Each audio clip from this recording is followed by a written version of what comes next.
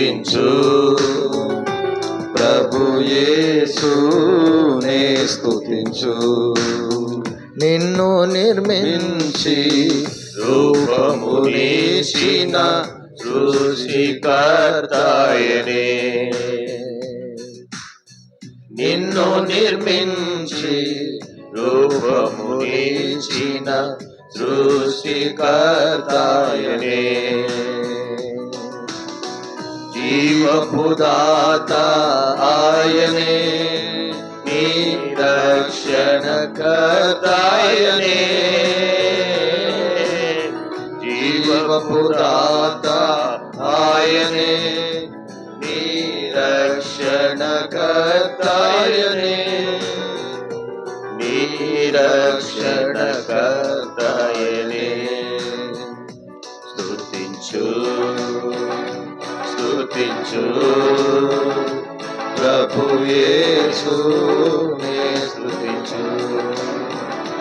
స్తుతించు స్తుతించు ప్రభు యేసునే స్తుతించు.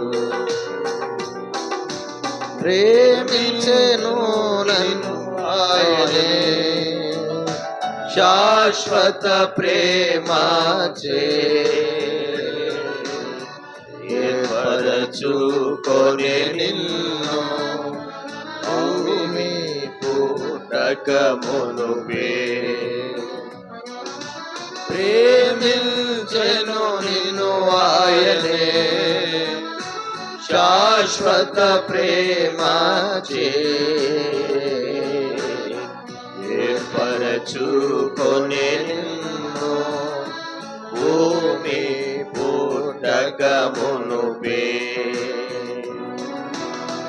దేవుడే నరరూపియాయే, ఆయన పేరు యేసు ప్రభు. దేవుడే నరరూపియాయే, ఆయన పేరు యేసు ప్రభు. ఆయన పేరు యేసు ప్రభు. స్తుతించు స్తుతించు ప్రభు యేసునే స్తుతించు. స్తుతించు స్తుతించు ప్రభు యేసునే స్తుతించు. యాకోబును సృజించే, ఇశ్రాయేలుకు రూపునిచ్చే, నీకు తోడై ఉందును, భయపడకు మని పలికే. యాకోబును సృజించే, ఇశ్రాయేలుకు రూపునిచ్చే, నీకు తోడై ఉందును, భయపడకు మని పలికే. పేరు పెట్టి పిలచి నా సొత్తు నీవనెను, పేరు పెట్టి పిలిచి నా సొత్తు నీవనెను, నా సొత్తు నీవనెను. స్తుతించు స్తుతించు ప్రభు యేసునే స్తుతించు. స్తుతించు స్తుతించు ప్రభు యేసునే స్తుతించు. ప్రేమించి నన్ను రక్షించే, స్తుతి చెల్లించి పూజింతున్,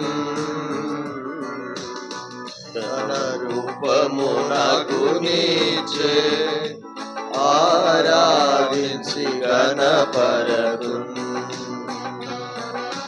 ప్రేమించి నన్ను రక్షించే, స్తుతి చెల్లించి పూజింతు తన రూపము నాకు నీచే ఆరాధించి గణపరదు పరలోక పౌరునిగా చేసెన్ హృదయార్పణనర్పింతు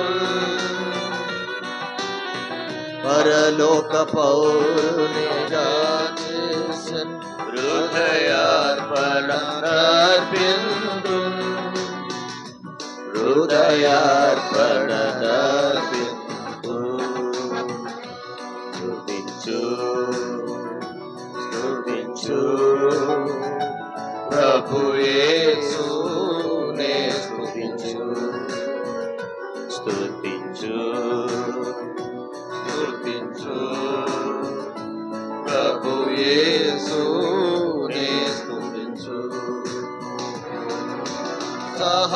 సహవాసములో నిలచి ప్రత్యక్షతయందుండి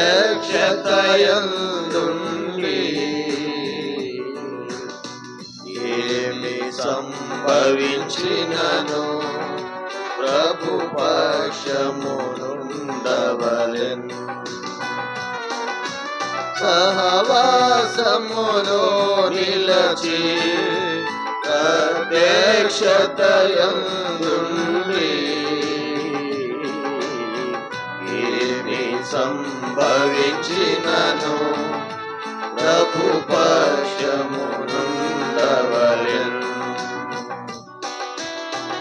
అంతమందు బహుమానమితున్ అని ప్రభువే చెప్పెనుగా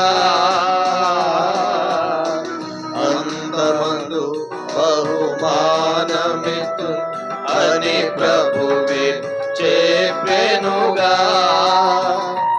అని ప్రభువే చెప్పెనుగా స్తుతించు స్తుతించు ప్రభు యేసునే స్తుతించు స్తుతించు స్తుతించు ప్రభు యేసునే స్తుతించు నిన్ను నిర్మించి రూపము ఇచ్చిన సృష్టికర్తాయనే నిన్ను నిర్మించి రూపము ఇచ్చిన సృష్టికర్తాయనే జీవపు దాత ఆయనే నిరక్షణకర్తాయనే జీవపు దాత ఆయనే నిరక్షణకర్తాయనే నిరక్షణకర్తాయనే స్తుతించు స్తుతించు ప్రభు యేసునే స్తుతించు స్తుతించు స్తుతించు ప్రభు యేసునే స్తుతించు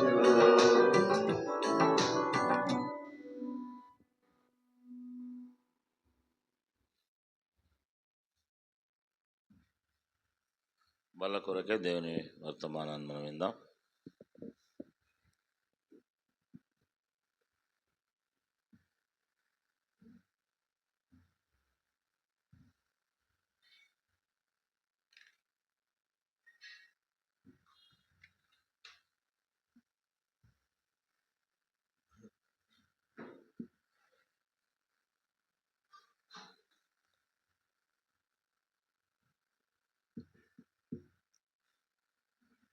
ప్రభు యొక్క బలలో పాలు పొందడానికి ముందుగా దేవుని వాక్యముల నుండి ఒక వచనం చదువుదాం. దానియేలు గ్రంథం 1వ అధ్యాయం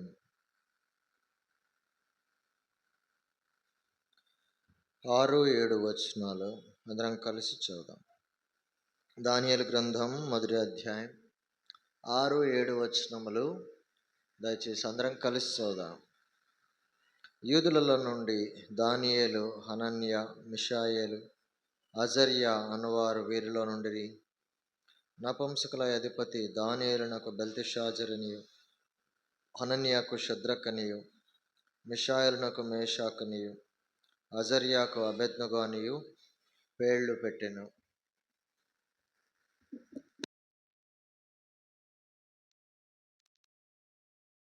దయచేసి అందరం చదువుదామన్నప్పుడు అందరం చదువుదాం. మళ్ళీ ఒకసారి చదువుదామా? గట్టిగా చదువుదాం. అందరు చదువుతున్నట్లుగా ఉంటే బాగుంటుంది. యూదులలో నుండి దానియేలు, హనన్య, మిషాయేలు, అజర్యా అనువారు వీరిలో నుండి నపుంసకుల అధిపతి దానియేలునకు బెల్తెషాజరనియు, హనన్యాకు షద్రకనియు, మిషాయేలునకు మేషాకనియు, అజర్యాకు అబేద్నెగో అనియు పేర్లు పెట్టెను. ప్రార్థన చేస్తాను.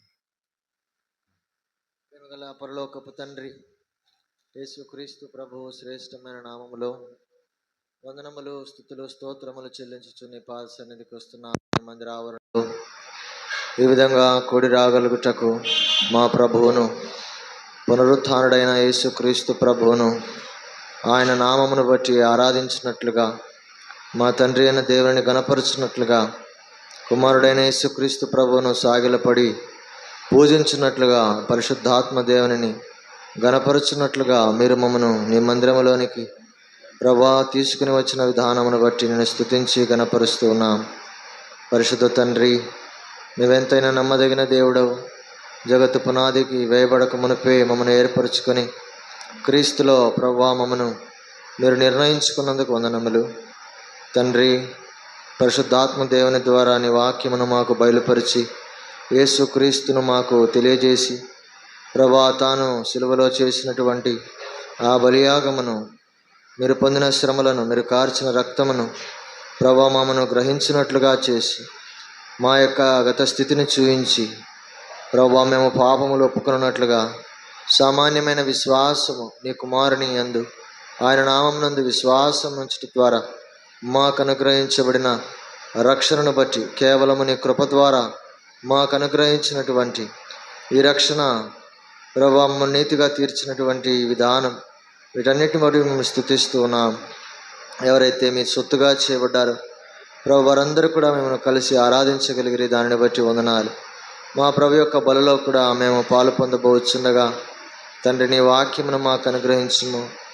మా జీవితములు ప్రభా నీ వాక్యము ద్వారా తేటపరుచినప్పుడు మేము పరీక్షించుకొని క్షమాపణను కోరి మారు మనసు పొందిన వారమై, నూతన జీవితము కొరకు తీర్మానము చేసుకున్న వారమై ప్రభా మా యొక్క తండ్రి ప్రభు యొక్క రాకడ కొరకు సిద్ధపడినట్లుగా మమ్మను చేయమని కోరుచున్నాం. మాలో ఎవరము కూడా అనాలోచనగా కూర్చునకుండా సహాయం చేయి తండ్రి. నీ వాక్యమును మాకు పరిచర్య చేయమని కోరుచున్నాం. పరిశుద్ధాత్మ దేవ, నీ వాక్యమును నీవు తప్ప మాకు ఎవరునూ సరిగా వివరించలేరు కనుక పరిశుద్ధాత్మని యొక్క సహాయమును, ఆయన యొక్క పరిచర్యను ఈ సమయంలో మేము కోరుచుండగా మాకు మీరు సహాయం చేయమని కోరుచున్నాం. మీ రక్త ప్రోక్షణ క్రిందికి నన్ను తెచ్చుకొని వచ్చుండగా నాయనా నన్ను కడుగుము, శుద్ధీకరించుము, పరిశుద్ధపరచుము. నా పతనములను ప్రభా మీరు క్షమించుమని కోరుచున్నాం. నీ ప్రజలకు పరిచర్య చేయటానికి అర్హత లేనివాడనని ఒప్పుకొనొచ్చు నీ పాద సన్నిధికి వస్తున్నా. మమ్మల్ని అందరినీ కూడా నీ యొక్క రక్త ప్రోక్షణ కిందికి తెచ్చుకొనొచ్చు. స్థలమంతటిని మీ యొక్క స్వాధీనములో ఉంచుకుని నీ యొక్క సంచారము, నీ యొక్క భయము మా అందరిలో ఉంచుమని కోరుచు. చదివిన లేఖన భాగమును మా కొరకు విరిచి పంచిపెట్టుమని ఆశీర్వాదకరముగా చేయమని యేసు ప్రభు నామమున ప్రార్థించి వేడుచున్నాము తండ్రి. ఆమెన్.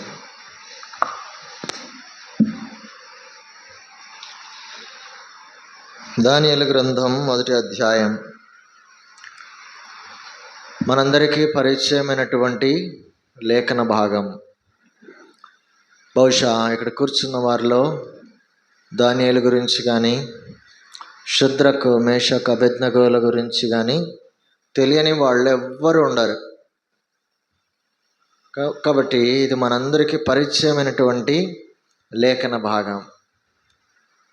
ఇక్కడ మనం చదువుకున్న భాగంలో 6-7 వచనాల్లో యూదులలో నుండి దానియేలు, హనన్య, మిషాయేలు, అజర్యా అనువారు వీరిలో నుండిరి.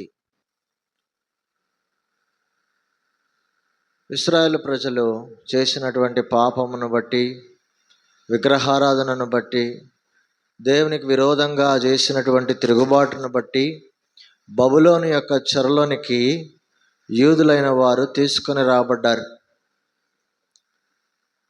బహుశా కొన్ని వేల మంది యూదులు బబులోనుకు తీసుకొని రాబడితే వారిలో కొద్దిమంది రాజు యొక్క అంతఃపురములో, రాజభవనములో ఉండటానికి కొంతమందిని రాజు నెబుకద్నెజరు ఆయన ఎన్నుకున్నాడు. ఆ యూదులలో కొంతమంది పేర్లు ఇక్కడ రాయబడ్డాయి. వాళ్ళ పేర్లు ఏంటి? 1 దానియేలు, తర్వాత హనన్య, తర్వాత మిషాయేలు, తర్వాత అజర్యా. ఈ 4 పేర్లు మాత్రమే యూదులలో నుండి ఇక్కడ రాయబడినట్లుగా మనం చూస్తాం. అన్ని వేల మందిలో ఈ 4 పేర్లు మాత్రమే దేవుని వాక్యములో, దానియేలు గ్రంథంలో మనం చూస్తున్నాం. ఈ 4 పేర్ల యొక్క అర్థము, దానియేలు అనేటువంటి మాటకు అర్థము దేవుడు నాకు సహాయకుడు, గాడ్ ఈజ్ మై హెల్పర్ అనేది మొదటిది. తర్వాత హనన్య అనే మాటకు దేవుడు సర్వశక్తిమంతుడు, ఆయన సర్వశక్తి కలిగిన వాడు. తర్వాత మిషాయేలు అనే మాటకు ఆ సర్వశక్తి కలిగిన దేవునికి నేను దాసుడను. తర్వాత అజర్యా అనేటువంటి మాటకు అర్థం సర్వశక్తుడైన దేవునికి నేను విధేయుడను. అంతా కూడా యెహోవా దేవునికి సంబంధించినటువంటి అర్థమిచ్చే పేర్లు వాళ్ళ 4 కూడా వాళ్ళ తల్లిదండ్రులు పెట్టారు. దానియేలుకు, అజర్యాకు, మిషాయేలుకు, తర్వాత హనన్యాకు. ఎందుకు పెడతారు తల్లిదండ్రులు పేర్లు అంటే ఆ ప్రకారం జీవించాలి అని. ఈ సర్వశక్తి గల దేవునిని మా కుమారులు ఈ లోకములో చూపించాలి, ఆయన శక్తి ఏంటో చూపించాలి, ఆయన ఎవరో చూపించాలి అనేటువంటి ఉద్దేశంతో వారి తల్లిదండ్రులు ఏమని పెట్టారు? దానియేలు, మిషాయేలు, హనన్య, అజర్యా అనే పేర్లు పెట్టినారు. బహుశా నెబుకద్నెజరు ఈ పేర్ల యొక్క అర్థం తెలుసుకుని ఉంటాడు. ఏమని? దానియేలు అంటే దేవుడు నాకు సహాయకుడు, యెహోవా నాకు సహాయకుడు. ఆహా, యెహోవా నీకు సహాయకుడా? ఓకే. రెండవని పేరేం పేరు? హనన్య. హనన్య అంటే యెహోవా సర్వశక్తిమంతుడు, యెహోవా సర్వశక్తి కలిగిన వాడా?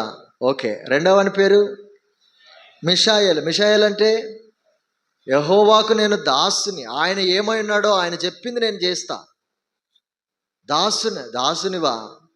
మూడవ అతని పేరు అజర్యా. అజర్యా అంటే ఆయనకు విధేయుణ్ణి, ఆయన చెప్పిన మాట నేను వినేవాణ్ణి. ఇది యూదుల అర్థం ఇచ్చేటువంటి మాటలు కలిగిన పేర్లు. ఇప్పుడు నెబుకద్నెజరు వీళ్ళ పేర్లను అట్లే మార్చేసినాడు. ఏమని మార్చాడు? దానియేలుకి ఏమని పెట్టాడంట? బెల్తెషాజరు. బెల్ అనేటువంటి ఒక విగ్రహానికి దాసుడంట. దానియేలుకి ఏమని పెట్టాడు? బెల్తెషాజరు. బెల్ అనేటువంటి ఒక దేవత, ఆ దేవత యొక్క పేరు పెట్టాడు. తర్వాత రెండవ పేరు షద్రక్. షద్రకు అంటే ఆకు అనేటువంటి భయంకరమైన విగ్రహ దేవత నాకు దేవుడు అనే పేరు. ఇది ఎవరు పెట్టుకున్న పేర్లు? ఈ యూదుల పిల్లలు పెట్టుకున్న పేర్లా, నెబుకద్నెజరు పెట్టిన పేర్లా? నెబుకద్నెజరు పెట్టిన పేర్లు. ఆకు అనేటువంటి దేవుడు నా దేవుడు అనే పేరు ఒక దేవుని భక్తి కలిగిన పిల్లలకు పెట్టిన పేరు. తర్వాత మేషాకు. ఈ ఆకు అనేటువంటి దేవతకు నేను దాసుడను. వాస్తవానికి ఆయన పేరు సర్వశక్తి గల యెహోవాకు దాసుడను అనేటువంటి పేరు వాళ్ళ తల్లిదండ్రులు పెడితే, ఈ రాజు ఏమని పెడుతున్నాడు? ఏమని పెట్టాడు? ఆకు అనేటువంటి దేవత యొక్క దాసుడను అంటాడు. తర్వాత మూడవది ఏం పేరు? అబేద్నెగో. నెబో అనేటువంటి దేవతకు ఆయన దాసుడు లేదా విధేయుడు. చూడండి, తల్లిదండ్రులు పెట్టిన దేవునికి సంబంధించిన పేర్లతో వీటిని పోలిస్తే ఎంత భయంకరమైన విగ్రహారాధనతో కూడిన పేర్లు నెబుకద్నెజరు పెట్టాడా. నేను ఎందుకు ఈ పేర్ల గురించినటువంటి ప్రస్తావన తెచ్చానంటే, పేర్లకు దేవుని వాక్యములో చాలా ప్రాధాన్యత ఉంది. పేర్లు ఊరికనే పెట్టరు. పేర్లు ఒక ఉద్దేశముతో పెట్టేటువంటివి. అందుకే దేవుని నామము, దేవుని పేరు అంటే కూడా అది దానికి చాలా అర్థాలు ఉన్నాయి. ఎల్ షద్దాయ్, సర్వశక్తి కలిగిన దేవుడు కదా. యెహోవా రోపే, స్వస్థపరిచేటువంటి దేవుడు. యెహోవా ఈరే, చూచుకునేటువంటి దేవుడు. కాబట్టి ప్రతి ఒక్క పేరుకు కూడా ఒక అర్థం ఉంది. పేర్లు పెట్టడం అనేటువంటిది ఏదో సాధారణంగా పిలుచుకోవటానికి కాదు. ఆయన నామము బలమైన దుర్గం, ఆయన నామము రోషము కలిగిన నామం, ఆయన పేరు ప్రభావము కలిగినది.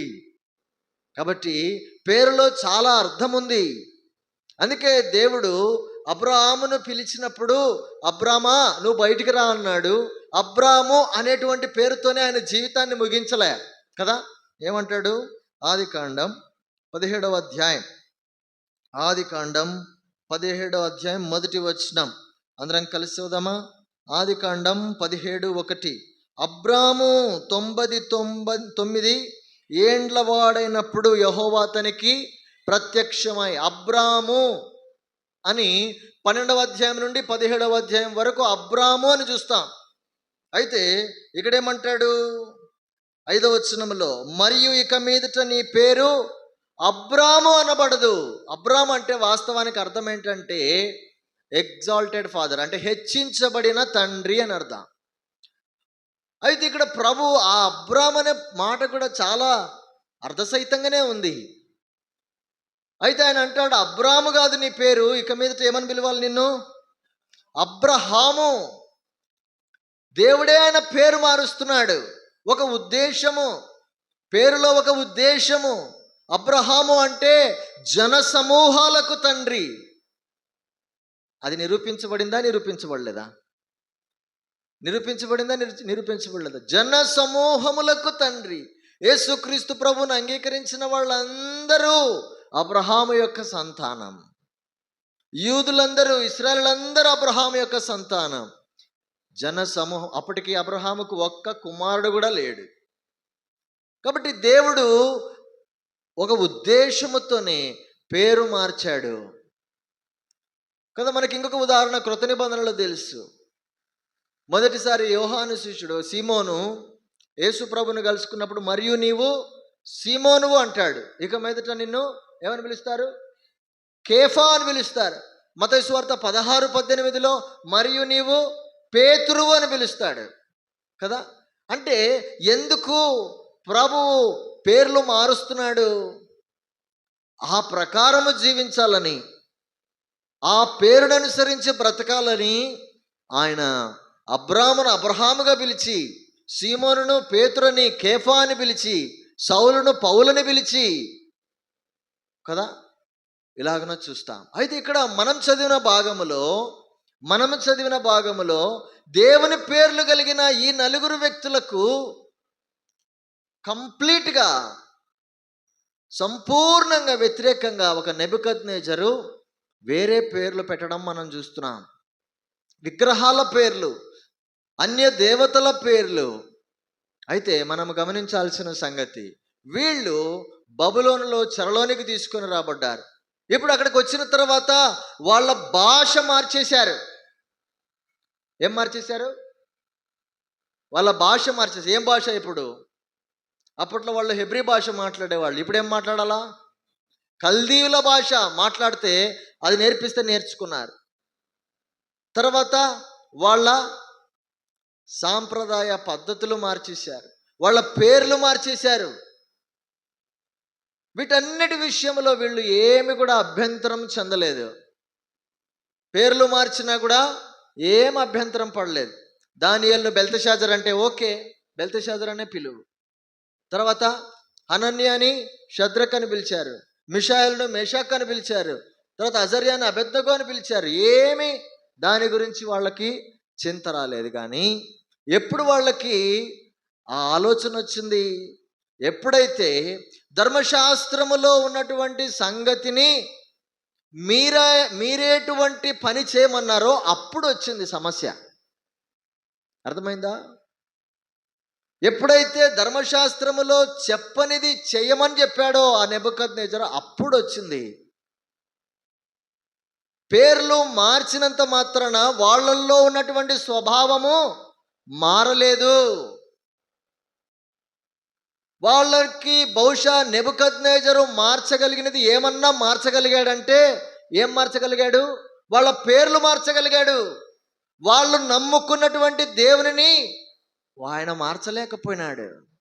బహుశా బయటికి పిలవటానికి నీవు నెబో దాసునివి, నీవు ఆకు యొక్క దాసునివి, నా దేవుడు ఆకు అని నువ్వు పిలుస్తున్నావు. కానీ నెబుకద్నెజరు నువ్వు పిలిచినంత మాత్రాన మాలో ఉన్న దేవుడు, మేము నమ్ముకున్న దేవుడు, మేము కలిగి ఉన్న దేవుడు, ఆయన సజీవుడు, సర్వశక్తిమంతుడు.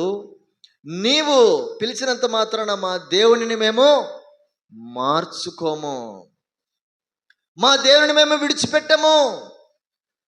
ప్రేమైన వారలారా, మనం బహుశా మనం పేర్లు కలిగి ఉన్నాము, కానీ మన దేవునిని మనము మన పేర్ల ద్వారా చూపిస్తున్నామా అని.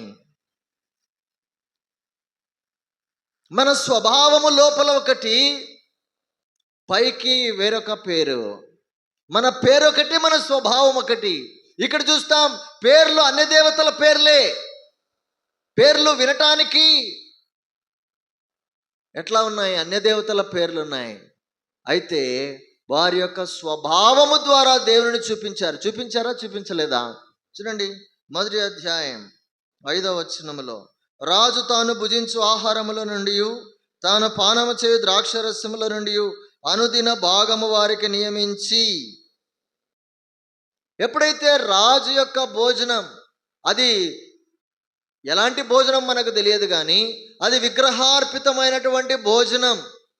బహుశా అది పెట్టారేమో, లేకపోతే పందులు వాళ్ళు తినేటువంటి ఆచారం వాళ్ళకుంది. బహుశా పందులు తినేటువంటి పందులు మాంసము బహుశా వడ్డించారేమో, మనకు తెలియదు. అది ఏదేమైనప్పటికీ అది అపవిత్రమైన భోజనమని దానియేలు గ్రహించిన వెంటనే ఆయన ఒక తీర్మానం తీసుకున్నాడు. 8వ వచనములో, నేను అపవిత్రపరచబడకూడదు. నేను బెల్తెషాజర్ అని నా పేరు మార్చినా పర్వాలేదు, నా పేరు వీళ్ళు అన్య దేవతల పేర్లు పెట్టినా పర్వాలేదు. పేరుతో కాదు వచ్చిన సమస్య. దేనితో వచ్చిన సమస్య? పరిశుద్ధతకు సంబంధించినటువంటి సమస్య. నా దేవునికి అవసరమైనది నా హృదయం, నా దేవునికి కావలసింది నా హృదయం, నా దేవునికి కావలసింది నా శరీరములో పవిత్రత, నా శరీరములో పరిశుద్ధత ఆయన కోరుతున్నాడు. గనక దేవుని ధర్మశాస్త్రమునకు విరోధముగా ఏమైతే చేయమంటాడో అది నేను చేయను. అది దానియేలు తీసుకున్నటువంటి తీర్మానం, షద్రకు మేషకు అబెద్నగోలు తీసుకున్నటువంటి తీర్మానం. అందుకే వాళ్ళు ఏమని రుజువు చేశారు? మొట్టమొదటి నపుంసకుల అధిపతి దగ్గర వాళ్ళు వాళ్ళ దేవుని యొక్క శక్తిని ఏంటో బయలుపరిచారు. చూడండి, 15వ వచనం, 1వ అధ్యాయం 15వ వచనం. 10 దినములైన పిమ్మట వారి ముఖములు రాజు భోజనము భుజించు బాలురందరి ముఖముల కంటే సౌందర్యముగాను కళగాను కనపడెను. అర్థమవుతుందా? హృదయములో పవిత్రత, శరీరమును కాపాడుకునేటువంటి పవిత్రత. పేర్లు మార్చటం ద్వారా అపవిత్రత రాలేదు, కానీ వాళ్ళ దేవునిని, తమలో ఉన్నటువంటి దేవుని, తాము విశ్వాసం వచ్చినటువంటి దేవునిని వాళ్ళు ఇప్పుడు బయట పెడుతున్నారు, కనుపరుస్తున్నారు. మొదటి శోధన, నెబుకద్నెజరు ఆహారం ద్వారా వచ్చిన దానిని జయించడం ద్వారా వారి యొక్క ప్రవర్తనను వారి పేర్ల ద్వారా కాదు, కానీ వారి క్రియల ద్వారా చూపిస్తున్నారు. రెండవది చూస్తాం, మూడవ అధ్యాయం 14వ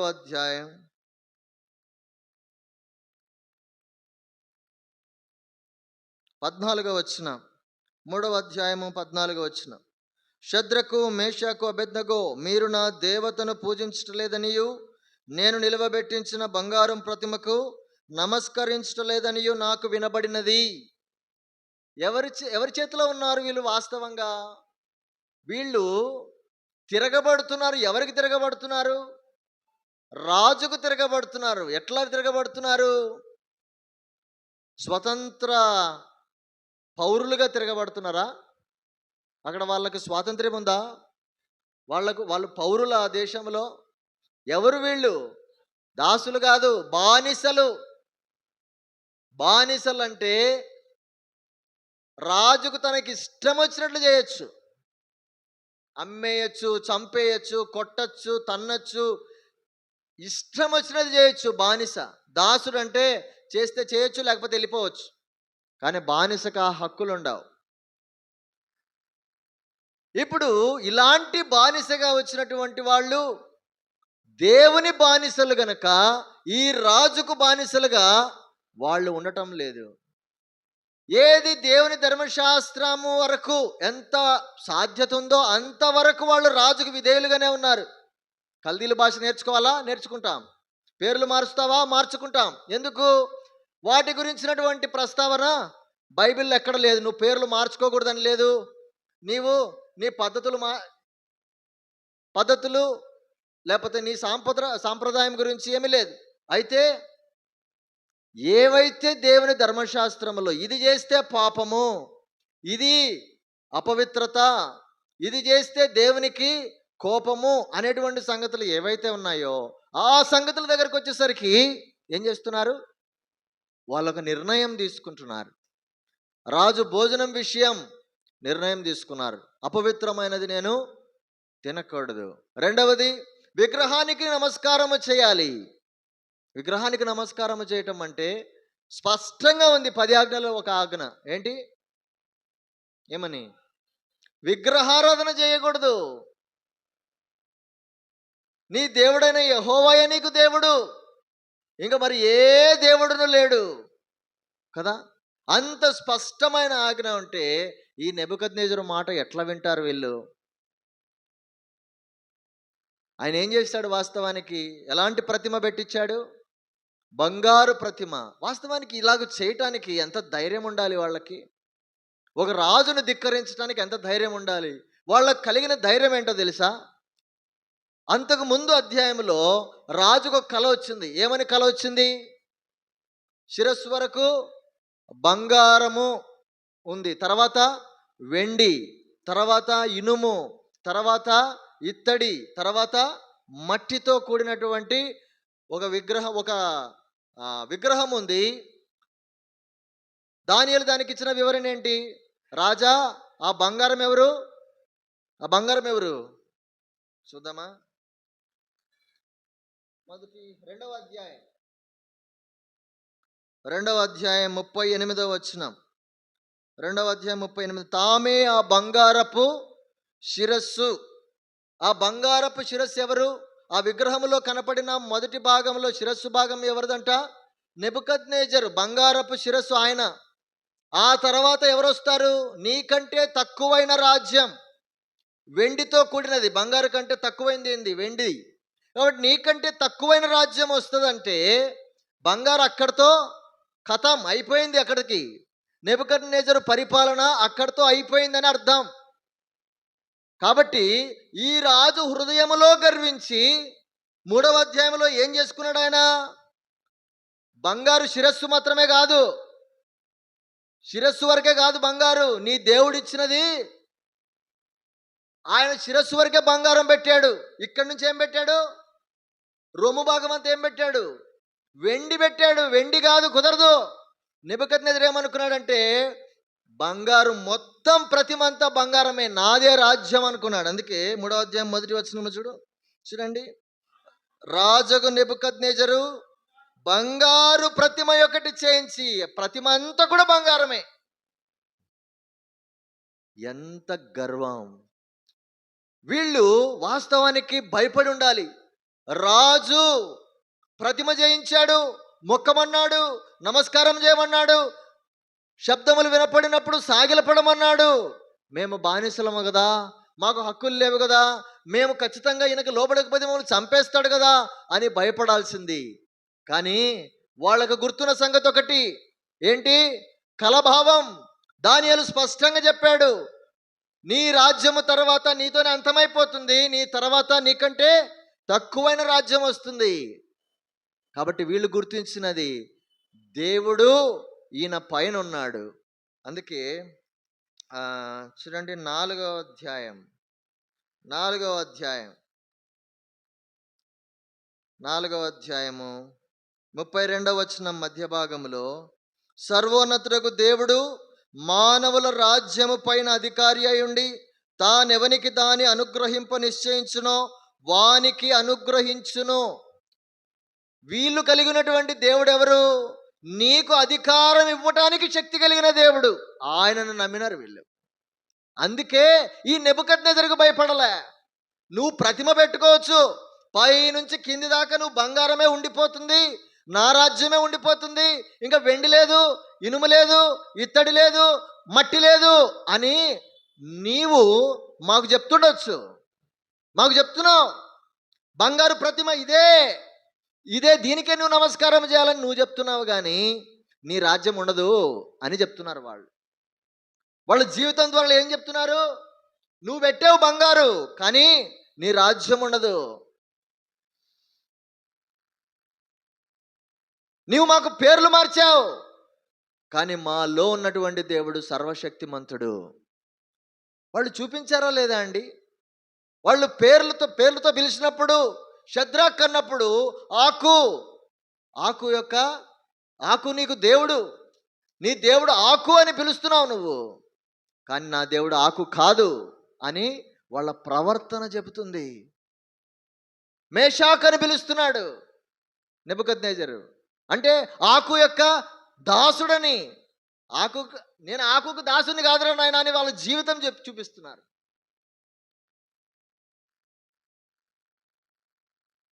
అర్థమవుతుందా?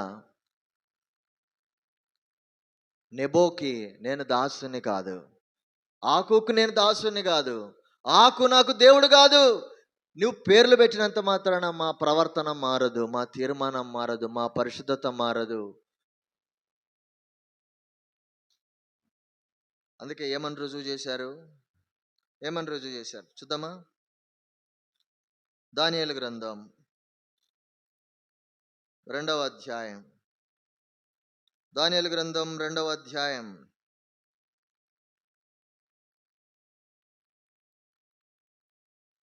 3వ అధ్యాయం 18వ వచనం.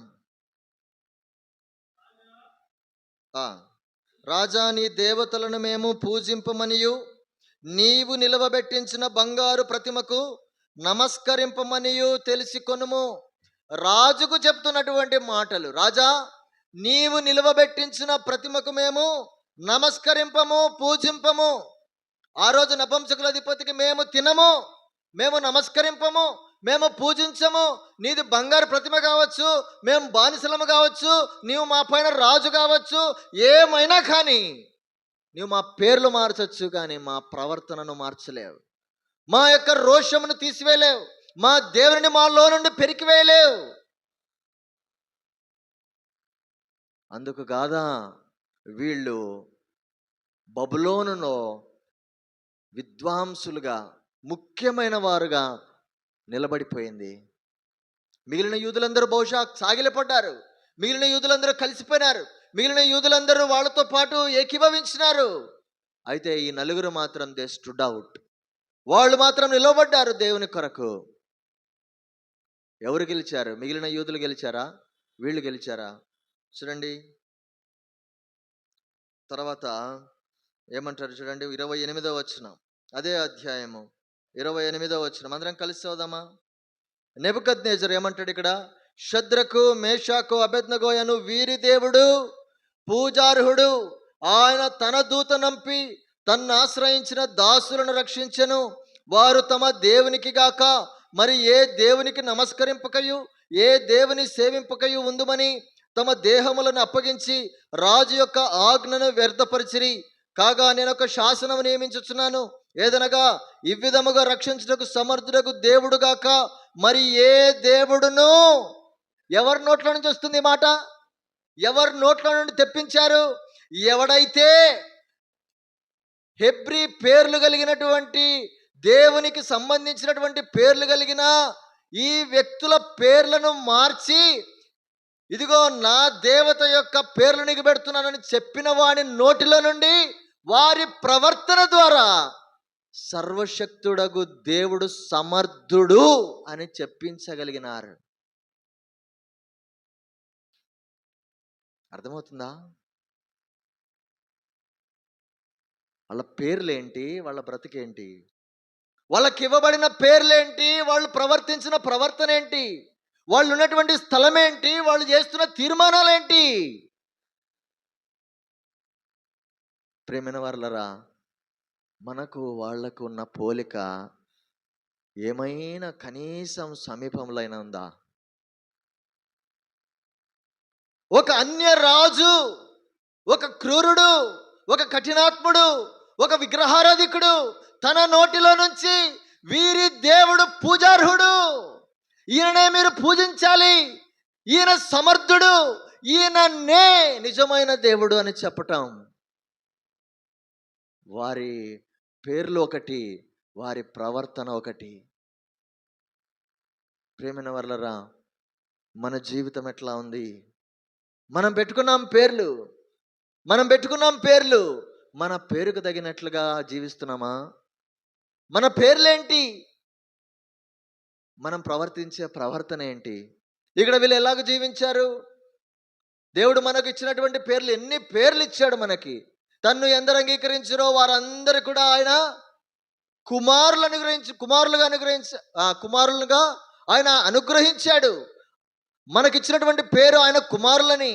ఆయన మనలను స్నేహితులను పిలుస్తున్నాడు, ఆయన మనలను తీగలను పిలుస్తున్నాడు, ఆయన మనలను శిష్యులను పిలుస్తున్నాడు, ఆయన మనలను సజీవ రాళ్లను పిలుస్తున్నాడు, ఆయన మనలను సంఘమని పిలుస్తున్నాడు, ఆయన యొక్క శిరసత్వం క్రింద అవయవములను పిలుస్తున్నాడు. ఎన్ని పేర్లు మనకి! ఇన్ని పేర్లకు తగినట్లు లోకానికి ఉప్పని పిలిచాడు, లోకానికి వెలుగని పిలిచాడు. ఇప్పుడు నేను చెప్పిన పేర్లన్నిటి ప్రకారం చూస్తే ఇవి లోకానికి హానికరమా, క్షేమకరమా? అందరు నిద్రలోకి పోయినారు. ఇప్పుడు నేను చెప్పిన పేర్లు, దేవుడు మనకు బైబిల్లో ఇచ్చినటువంటి పేర్ల ప్రకారము ఇవి లోకానికి హానికరమా, క్షేమకరమా? హానికరం. క్షేమకరమైతే మన నుండి క్షేమము లోకానికి ఎంత వెళ్తుంది అని. మన నుండి లోకానికి ఎంత క్షేమం? లోకమంతా చప్పగా ఉంది, మనలాంటి ఉప్పు వాళ్ళకు పడితే కదా వాళ్ళు రుచి తెలుసుకునేది. మన ప్రవర్తన కదా వాళ్లకు యేసు ప్రభు ఎవరో తెలపాల్సింది. నీ పేరు పాత పేరే కావచ్చు గాక, నీ పేరు ఏదైనా అయి ఉండొచ్చు గాక, ఈయనలో ఉన్న ప్రత్యేకమైన జీవితం ఏంటి? ఈయనలో ఉన్న దేవుడెవరు? ఈయన నమ్ముకున్నది ఎవరిని? అయ్యా, నువ్వు ఇలాంటి పని చేస్తున్నావే, నీకు ఎక్కడి నుంచి వస్తుంది ఈ శక్తి? అడిగారు ఎవరన్నా మనల్ని ఎప్పుడైనా? ఎవరైనా అడిగారా? నెబుకద్నెజరు అడుగుతున్నాడు. వీరి దేవుడు పూజార్హుడు, వీరి దేవుడు సమర్థుడు. ప్రియమైన వారలరా, మనము జీవించిన జీవితం, వారు జీవించే జీవితం ఎంత వ్యత్యాసం. అంతేకాదు వాళ్ళు ఎట్లా జీవించారంటే పరదేశుల్లాగా జీవించారు. మా దేశం ఇది కానే కాదురా నాయన, మా దేశము ఇది కాదు, మా దేశం యెరూషలేము, మందిరం ఉండేటువంటి పట్టణం మాది, దేవుని నివాస స్థలమైనటువంటి పట్టణం, దేవుడు మాకిచ్చినటువంటి స్వాస్థ్యం మా దేశం. ఇక్కడ మేము కొన్ని 70 సంవత్సరాల కొరకే మేము ఇక్కడికి వచ్చాం. వాళ్ళ దృష్టి అంతా ఎట్లుంది? ఎక్కడుంది? కనాను పైనే ఉంది. వాళ్ళ దృష్టి అంతా కూడా వాళ్ళ ఇశ్రాయేలు భూభాగం మీదనే ఉంది. యెరూషలేము చుట్టే వాళ్ళ మనసంతా తిరుగుతుంది. మనకి ఇవ్వబడిన పేర్లేంటి? మనము పరదేశులం, మనం ఈ లోకంలో యాత్రికులం. మన పేర్లేంటి? మనం ఎవరము? పరదేశులం. కానీ మన మనసంతా ఎక్కడ తిరుగుతుంది? ఈ లోకము చుట్టే తిరుగుతుంటుంది, ఈ లోకంలోనే తిరుగుతుంది. అందుకే వారిలాగా మనం నిలబడలేకున్నాం, వారిలాగా మనం తీర్మానం చేయలేకున్నాం, వారిలాగా మనం ప్రవర్తించలేకున్నాం, వారిలాగా మనం మాట్లాడలేకున్నాం, వారిలాగా వాక్యానికి మీరాల్సి వచ్చినప్పుడు ఆపుకోలేకున్నాం. ఎంత వ్యత్యాసం అండి, ఎంత వ్యత్యాసం, ఎంత తేడా. మనం పరదేశులుగా నిజంగా పిలువబడినట్లుగా మనకు పెట్టబడిన పేరు ప్రకారం జీవిస్తున్నామా? వీళ్ళు పరదేశుల్లాగానే ఉన్నారు.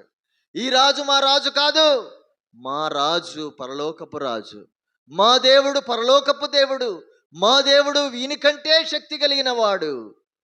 మన జీవితం ద్వారా అలాగ చూపించడం లేదంటే మనకు ఆ దేవుడు ఎవరో తెలియదు, మనకు ఆ దేవుడు ఎంత శక్తి కలిగిన వాడో తెలియదు. మనకు తెలిసింది ఎవరు?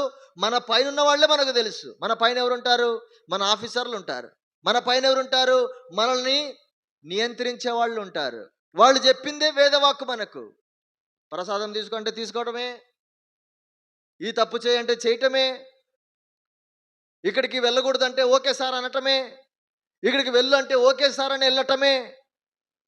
ఎందుకు? నీకు ఆయనే తెలుసు, మనకు ఆయనే తెలుసు. ఆయన పైన ఉన్నటువంటి దేవుడు మనకు తెలియదు కాబట్టి మనము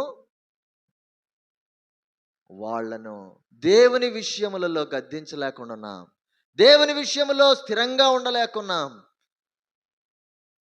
ప్రేమైన వారలరా, షద్రకు మేషక అబేద్నెగోలు చేసిన తీర్మానం, వారి పేర్లకు భిన్నంగా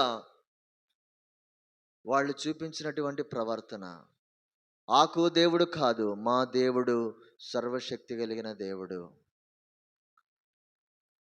బహుశా మన పేర్లు చాలా విపరీతంగా మంచిగా ఉన్నాయి, వాక్యములో ఉన్న పేర్లు ఉన్నాయి.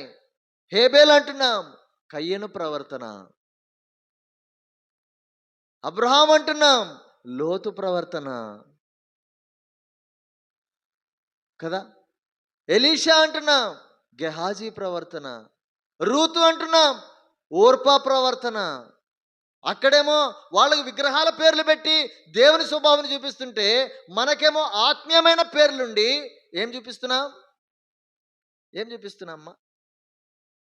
ఆ పేర్లనన్నా చూపిస్తున్నామా? వాళ్ళకి విగ్రహాల పేర్లు పెడితే ఆ పేర్లను కాదని భిన్నంగా వాళ్ళు ప్రవర్తించి పరిశుద్ధంగా జీవించి చూపిస్తున్నారు. మనకేమో మన పేర్లు ఏం పేర్లు? మనకు పెట్టబడిన పేర్లేంటి? నా పేరు సొలొమోనే కానీ జ్ఞానమే లేదు. అర్థమవుతుందా? పేర్లు క్రైస్తవ పేర్లు పాత పేర్లున్నా పర్వాలేదు, నష్టమేమి లేదు. కావలసిందేంటి? ప్రవర్తన. కావలసినది జీవితం, కావలసినది పరిశుద్ధత, కావలసినది దేవుని చూపించడం. ఈ లోకానికి దేవుడెవరో తెలియదు.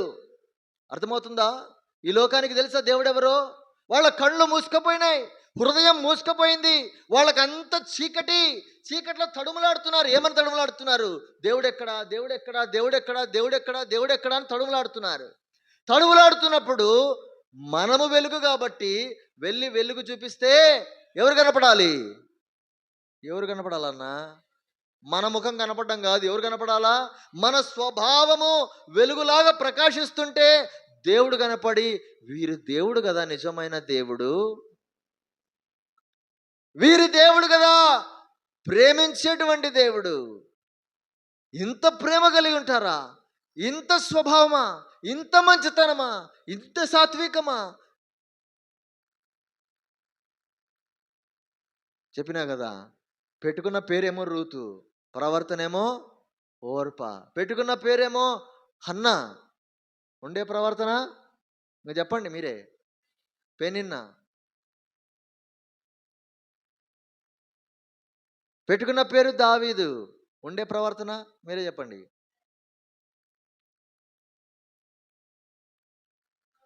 అది నేను చెప్పాల్సిన అవసరం లేదు.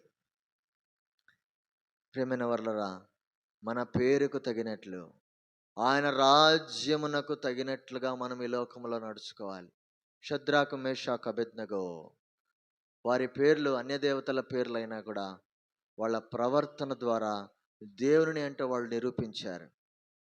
వారి రాజును సైతము తన నోటిలో సర్వశక్తుడైన దేవుని పేరును వాళ్ళు ఉచ్చరింపజేశారు.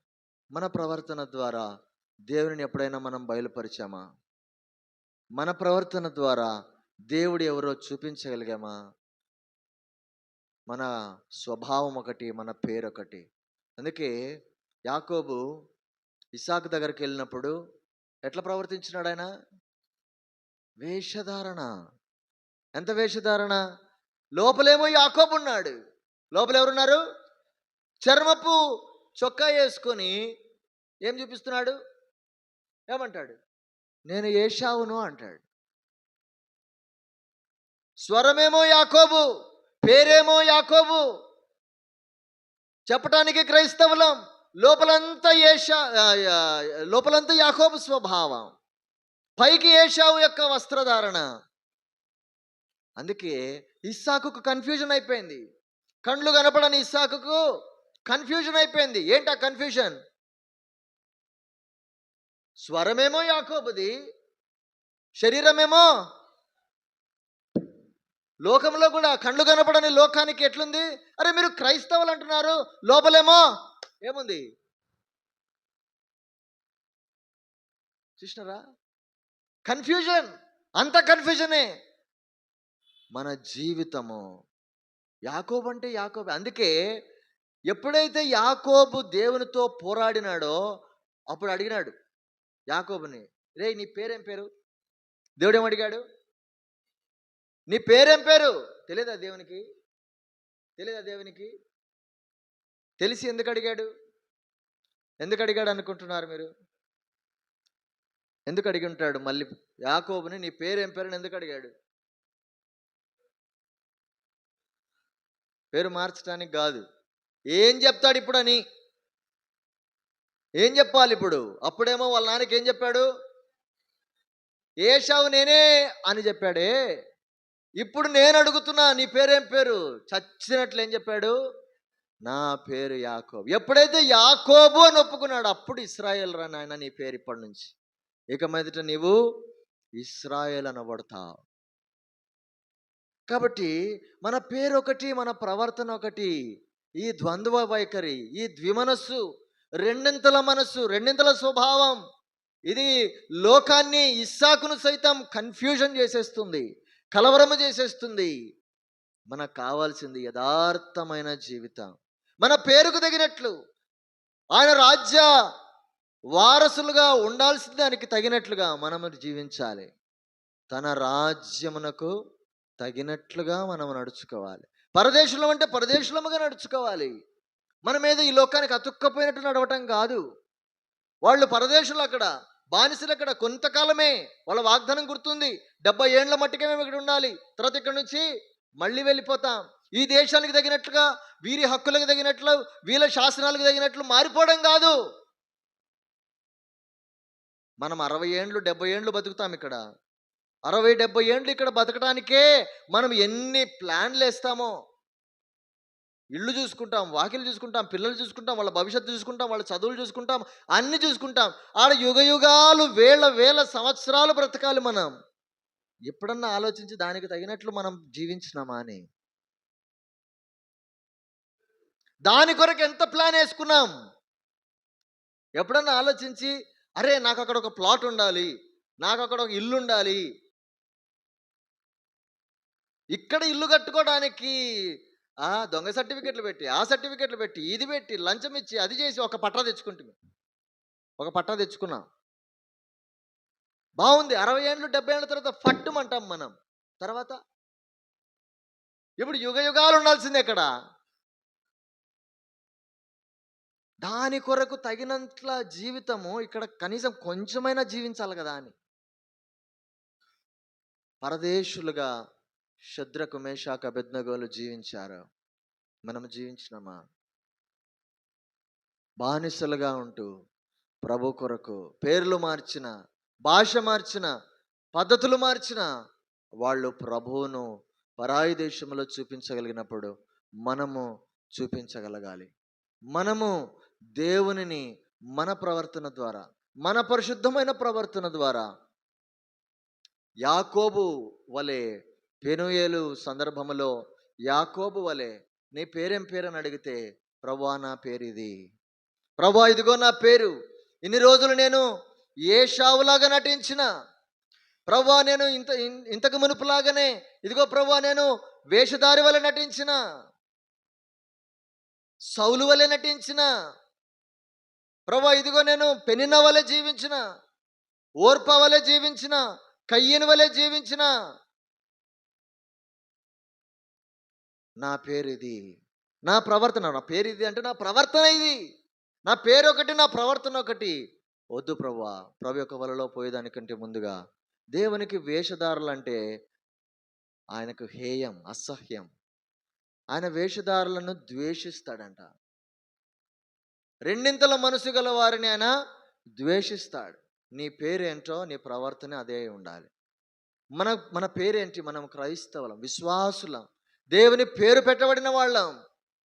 మనకున్న గొప్ప గొప్ప పేర్లు, ఆ పేర్లకు తగినట్లుగా మనము జీవించాలి. కాబట్టి ప్రభు యొక్క బలిలోనికి వెళ్ళేదానికంటే ముందుగా మన జీవితాలను పరీక్షించుకుందాం. మన జీవితం ఎలా ఉంది? గత వారం ఎట్లా ఉంది? గత కొన్ని సంవత్సరాలుగా మనం ఎట్లా జీవించినాం? దేవుని యొక్క రాజ్య వారసులముగా మనము నిజంగా జీవించామా? మనం పేరుకు తగినట్లుగా జీవించామా?